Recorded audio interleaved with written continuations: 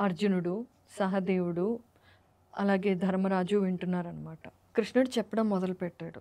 ధర్మరాజా, ఒకరోజు అశ్వత్థామ నా దగ్గరికి వచ్చాడు. వచ్చి నాతో ఇలా అన్నాడు.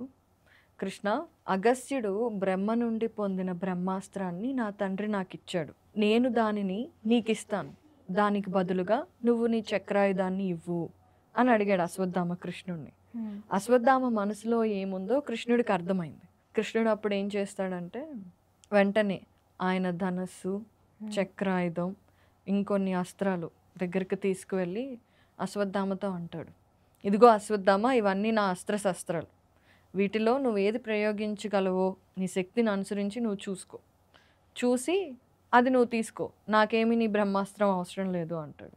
అశ్వత్థామ చాలా పొగరుగా చక్రాయుధాన్ని ముందు ఎడం చేత్తో ఎత్తడానికి ప్రయత్నిస్తాడు. అదేం అసలు ఇంచు కూడా కదలదు అనమాట. అప్పుడు మళ్ళీ కుడి చేత్తో ప్రయత్నిస్తాడు దాన్ని ఎత్తాలి అని. అస్సలు కదలదు. ఇలా కాదు అని రెండు చేతులతో చాలాసేపు కుస్తీ పడతాడు. ఒక్క ఇంచు కూడా అది కదలలేదు. ఇంక ఏం చేయాలో తెలియక మళ్ళీ కృష్ణుడు అక్కడే నిల్చొని చూస్తున్నాడు చిన్నగా నవ్వుకుంటూ, కానీరా కానీ అని. అయితే అశ్వత్థామ ఇంకా చెమటలు పట్టేశాయి, ఏం చేయలేక ఇంకా అక్కడికి వచ్చి